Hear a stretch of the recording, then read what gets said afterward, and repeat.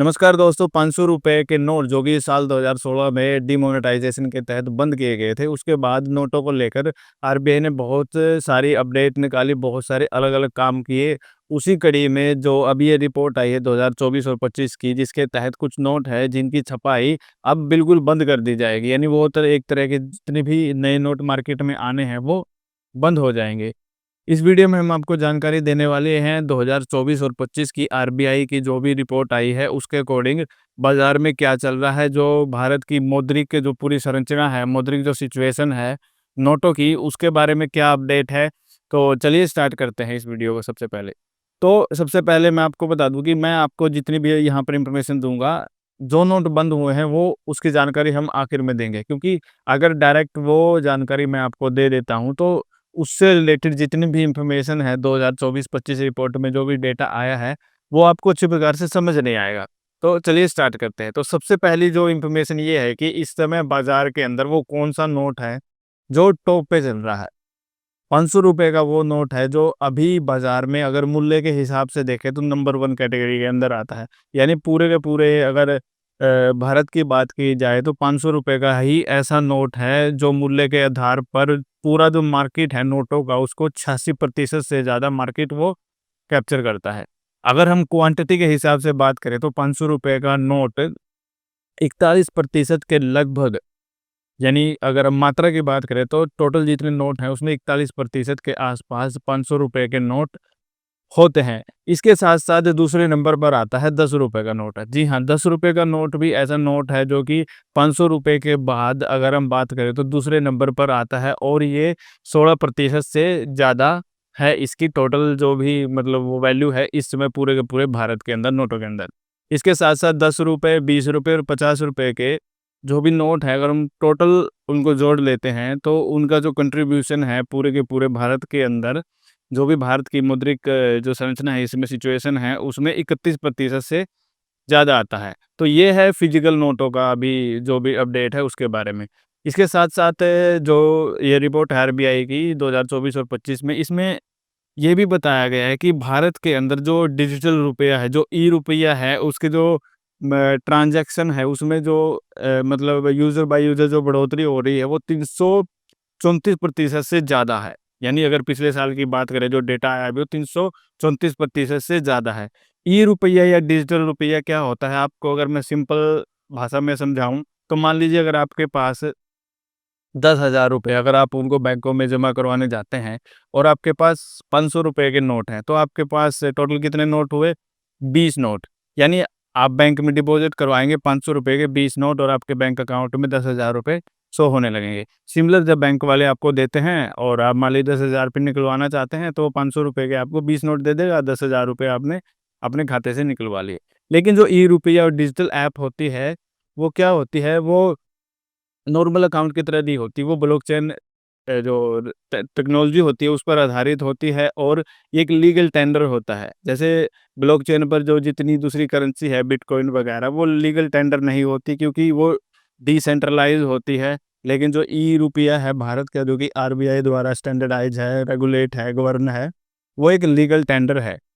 तो वहाँ पर क्या होता है, जब आप 10,000 रुपये मान लीजिए वहाँ ई वॉलेट में ई रुपये के अकॉर्डिंग आप डालना चाहते हैं, तो वहाँ आपको 50 पैसे से लेकर ₹500 तक के नोट मिलते हैं। यानी 50 पैसे का नोट मिलता है, ₹1, ₹2, ₹5, ₹10, ₹20 और ₹100, 200, 500 तक के नोट मिलते हैं। अगर आप 10,000 रुपये वहाँ पर ऐड करना चाहते हैं, मान लीजिए आप ₹500 के नोटों में ऐड करना चाहते हैं, तो आप ₹500 का नोट सेलेक्ट कीजिए और 10,000 रुपये आपके बैंक अकाउंट से कट के उस ई वॉलेट जो है वो मान लीजिए एसबीआई का है, तो उसमें ऐड हो जाएँगे। तो अब आपको वहाँ पर ₹10,000 टोटल वैल्यू तो दिखाएगा, साथ-साथ में ये दिखाएगा कि ये आपके पास ₹500 के 20 नोट हैं।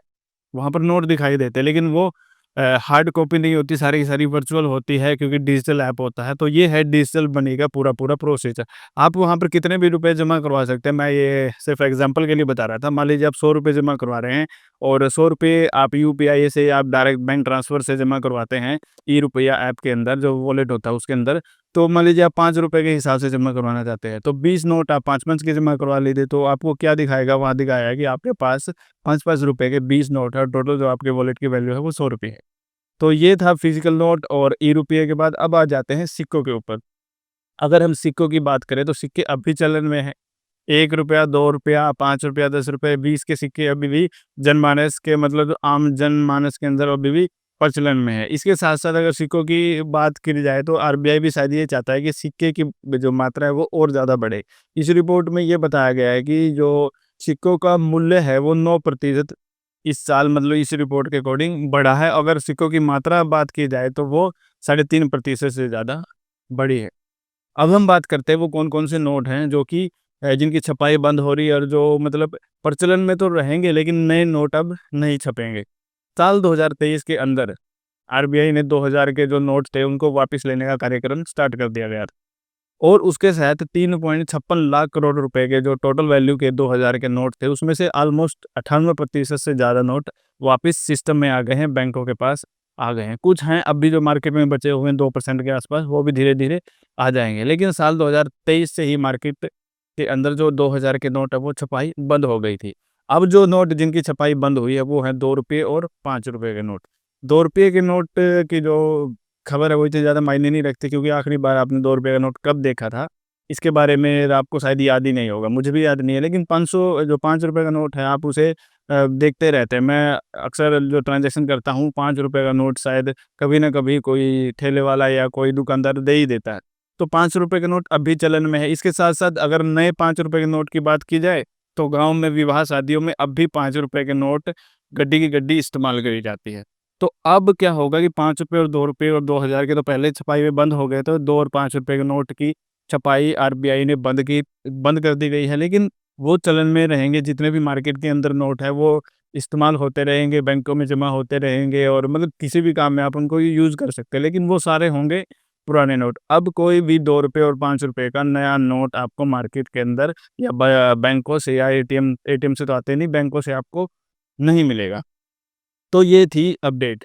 इसके साथ-साथ अगर हम बात करें धोखाधड़ी से संबंधित, तो आरबीआई का एक कंसर्न ये भी है कि नकली नोटों से संबंधित जो धोखाधड़ी है वो बहुत ज़्यादा है। आरबीआई ने अपने खुद के जो बैंकिंग प्रणाली के अंदर 4% से ज़्यादा नकली नोट पकड़े हैं। अगर हम बात करें तो वो कौन-सा नोट है जो भारत में इस समय टॉप पर चल रहा है नकली नोटों की जो बढ़ोतरी हो रही है उसके हिसाब से? तो आप बताइए इसके उत्तर एक बार कमेंट में इस वीडियो को पॉज़ करके, तो तब तक मैं आपको बता देता हूँ। वो नोट है ₹500 का। ₹500 का नोट अगर आरबीआई की 2024 और 25 की रिपोर्ट ये बताती है कि ₹500 का नोट जो उसमें नकली नोट है उसकी बढ़ोतरी 37% हुई है। यानी ये जो पिछली जो ये रिपोर्ट आई है इसमें 37% नकली नोट यानी ₹500 के मार्केट के अंदर अब भी हैं। और दूसरे नंबर पर आता है ₹200 का नोट, जिसमें जो बढ़ोतरी है वो भी 14% के आसपास दिखाई गई है। ये सारी चीज़ें आरबीआई के लिए अभी एक टेंशन का विषय बन गई है क्योंकि नोट चाहे 500 का हो या 200 का हो, जब वो नकली निकल जाता है तो बहुत ज़्यादा उसमें समस्याएँ होती हैं। आप इसे एक मज़दूर या एक जो सिंपल दिहाड़ी वाला जो आदमी होता है, जो सारा दिन दिहाड़ी करता है और शाम को जब उसे ₹500 मिलते हैं, मान लीजिए अगर उसको ₹500 का नकली नोट मिल जाता है, तो हो सकता है उसे शाम को भूखा पेट ही सोना पड़े।